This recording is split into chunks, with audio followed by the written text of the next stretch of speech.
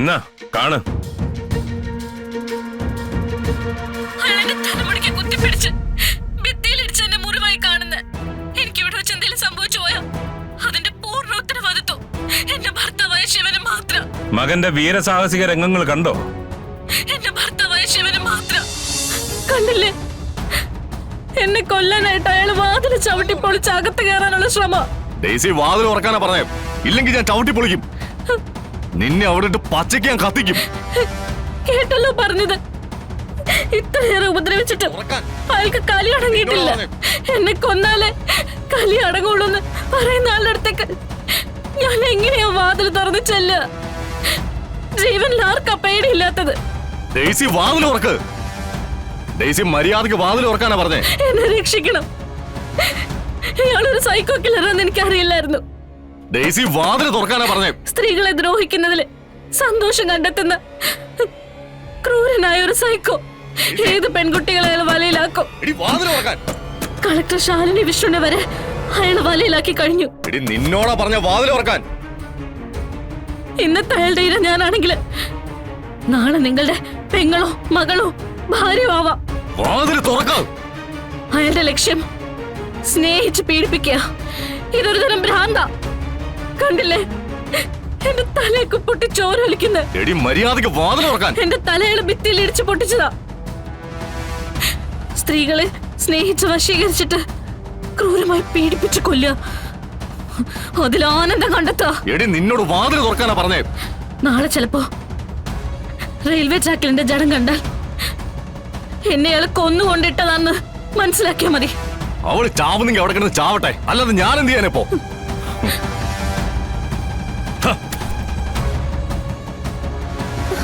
Daisy വാതിൽ തുറക്ക്. Daisy വാതിൽ തുറക്കാനാ പറഞ്ഞേ. ഡെയ്സി വാതിൽ തുറക്ക്. മതി, ഇത്ര മതി. ഈ മതയനെ തളയ്ക്കാൻ ഇത് തന്നെ ധാരാളം.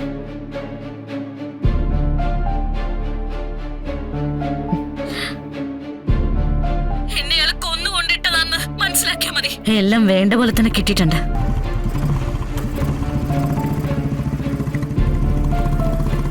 ശിവ, ഇനി നീ കാണാൻ പോകുന്നതേ സെൻട്രൽ ജയിലാടാ. സെൻട്രൽ ജയില്.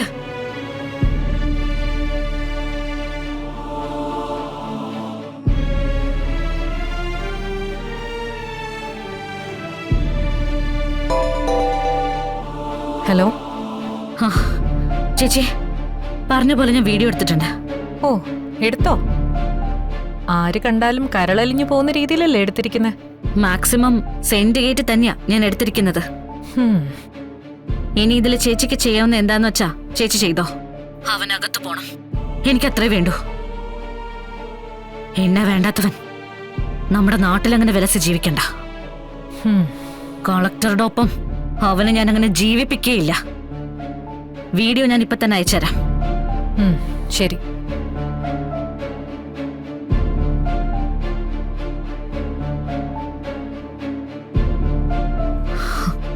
ശിവ, ഡെയ്സിയുടെ കളി തുടങ്ങിയിട്ടേ ഉള്ളൂ. നീ ഇതുവരെ അറിഞ്ഞ ഡെയ്സി അല്ല ഇനി നിന്റെ മുന്നിൽ കളിക്കാൻ പോകുന്നത്. നീ സ്വപ്നത്തിൽ പോലും ചിന്തിക്കാത്ത ഡെയ്സി, നിന്റെ കാലനായി അവതരിച്ച ഡെയ്സി. ഇനി നീ കാണാൻ പോകുന്നത് ഡെയ്സിയുടെ ആ രൂപമാ.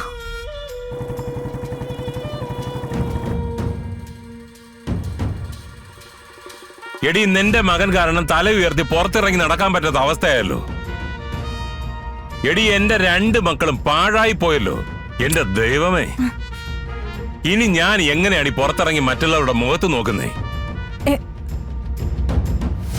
എന്താ എന്താ ഉണ്ടായെന്ന് പറ മഹേട്ടാ. കാര്യം എന്താന്നറിയാതെ ഞാൻ എന്ത് പറയാനാ? എന്നാ കാണ്. അയാളുടെ തലമുടിക്ക് കുത്തിപ്പിടിച്ച് ഭിത്തിയിലിടിച്ച് എന്നെ മുറിവായി കാണുന്ന എനിക്ക് ഇവിടെ വെച്ച് എന്തെങ്കിലും സംഭവിച്ചു പോയാ അതിന്റെ പൂർണ്ണ ഉത്തരവാദിത്വം എന്റെ ഭർത്താവായ ശിവന് മാത്രം. മകന്റെ വീരസാഹസിക രംഗങ്ങൾ കണ്ടോ? എന്റെ ഭർത്താവായ ശിവന് മാത്രം. അവന്റെ തള്ളയല്ലേ നീ? നീ ആദ്യം കണ്ട് സംതൃപ്തി അടയി, തന്ത കണ്ട് മനസ്സ് നിറഞ്ഞു. മഹേട്ടാ, മഹേട്ടാ, നമ്മുടെ ശിവൻ തന്നെയാണോ ഇങ്ങനെയൊക്കെ ചെയ്തത്? പിന്നെ അവൻ പുറത്തുനിന്ന് ആളെ വെച്ച് ചെയ്യിക്കൂ. എടി, സ്ത്രീകളെ തല്ലിയാലുള്ള കേസൊക്കെ എവിടെ ചെന്ന് നിൽക്കുമെന്നുള്ളത് അറിയോ? എടി, അവൻ അകത്തു പോവും. ഈശ്വര, ആ പെണ്ണിന്റെ മുഖത്തുനിന്ന് ചോര ഒഴുകുന്നത് കണ്ടോ? അങ്ങനത്തെ അടി അവൻ അടിച്ചിരിക്കുന്നത്.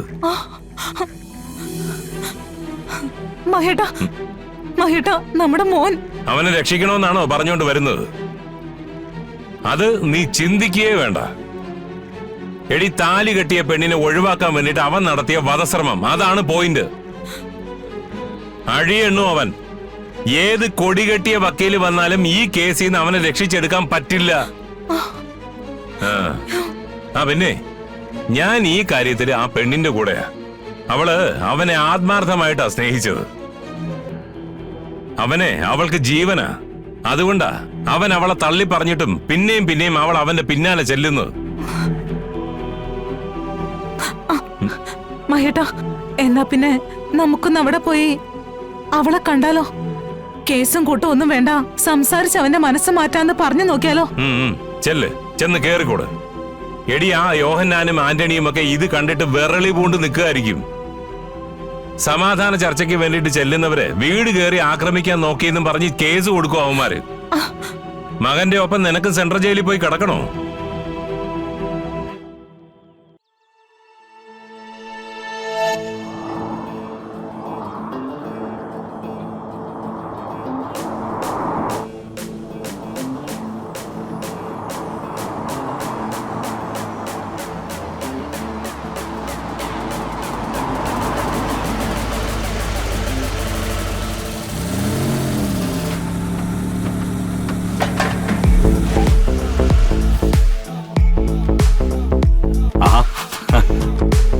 ഇതെന്താടാ, നീ വണ്ടി മാറിയോ? എടാ, ഞാനൊരു പുതിയ SUV വാങ്ങി. Citroen Aircross SUV. ആഹാ, സൂപ്പർ വണ്ടിയാടാ, നല്ല കംഫർട്ടും. വാ കേറ്.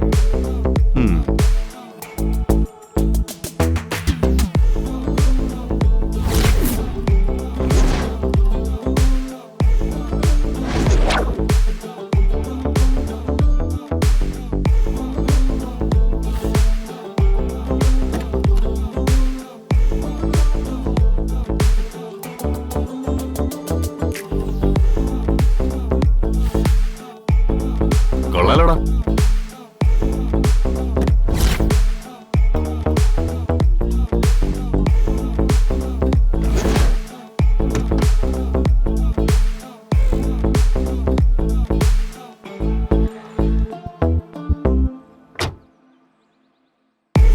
കൊള്ളാം കേട്ടോ, വണ്ടി സൂപ്പറാ. നീ അത് വിട്, നമുക്കൊരു ഡ്രൈവ് നടത്തിയിട്ട് വരാം. എടാ, ഞാൻ ഇവിടെ കമലിനെ വെയിറ്റ് ചെയ്ത് നിൽക്കുക. അവൻ ഇപ്പൊ വരും. അതുകൊണ്ട് ഞാൻ ഇപ്പൊ വരുന്നില്ല. അടുത്ത തവണ നമുക്ക് എന്തായാലും ഉറപ്പായിട്ടും പോവാം. നീ പോയിട്ട് ഈ SUV ഡ്രൈവ് ഒക്കെ ഒന്ന് എൻജോയ് ചെയ്യ്. ശരി, എന്നാ പിന്നെ അടുത്ത തവണ കാണാം. ശരിടാ.